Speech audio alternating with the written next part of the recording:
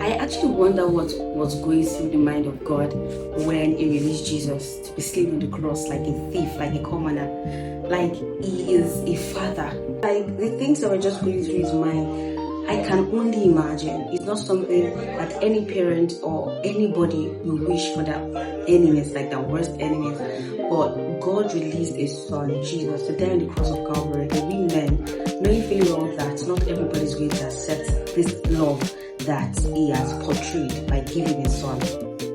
Hi guys, welcome back to Hadassah today. Today I'm going to talk about God releasing Jesus to become a sacrificial lamb to cleanse the sin of mankind. I'm going to talk about how I believe I would feel as a father if I was God. Now, we know how beautiful it is when your wife tells you that she's expectant and you begin to buy the baby's clothes, take care of your wife, decorate the house just to welcome this bundle of joy. And when the child is due for delivery, you know how crazy the old house is, everybody running helter-skelter. Now we've gotten to the theater ready for delivery. The mother is screaming her head out, trying to push the child into life, and the father could just be pacing or is with his wife, trying to calm her, telling her that it's going to be okay. And then the mom looks into his eyes and says, "We're not going to have a child again after this. This is the last." But we know most times it's not true. But we understand how painful this process is, and then when we hear the first cries of the child, it gives absolute joy to the parents that finally the 9 years of expectations waiting for the child is finally here. I can hold my bundle of joy and I'm happy that this child is finally here. Now imagine after all this, the parents give the child away because they have a covenant with another family that when my child gets to this certain age, I'm going to give the child to you to adopt, and the child becomes yours. You just imagine how painful that tear is, the separation can be. This is just a scenario that I've painted in close relation to what happened in the case of Jesus and the Father. Jesus had always been with the Father.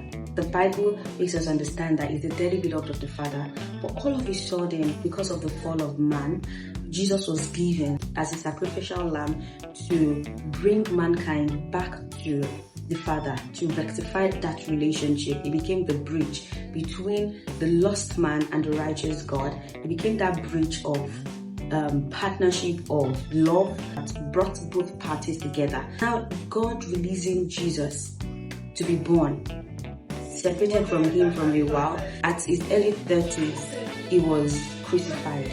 How painful could this be with God being in the picture, seeing everything that was happening to his son, when he was spat upon, when he was brutally beaten, when he was brutally killed. Finally, when people said he was not the Messiah, that if he's the Messiah, he should save himself from the cross that he was hung onto. Imagine God looking at everything without being able to do anything. Just at some point was thinking that why has God left me, because it felt like God was no longer in the picture, like I was going through the pain alone. But as a father, the father was feeling the exact pain that the child was feeling on the cross. The father was going through so much tearing in his heart that he saw his dearly beloved hung on the tree like a thief. The righteous one, the most righteous of all, hung on the tree like a thief, someone who didn't do anything, yet he submitted himself to be humiliated just to become the bridge between the righteous God and the lost man.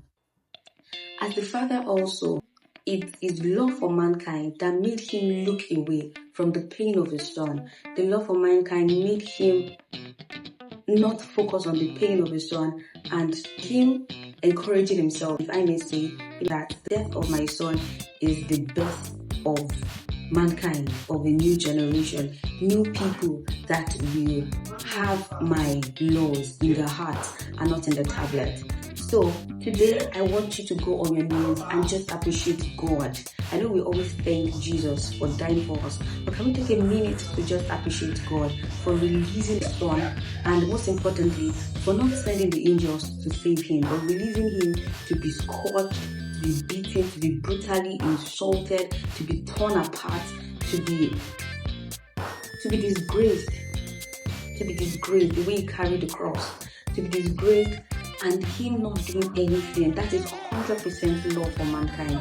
Can we just appreciate God for the opportunity to be loved like this, and for him looking away, him not intervening by saving his son from saving mankind?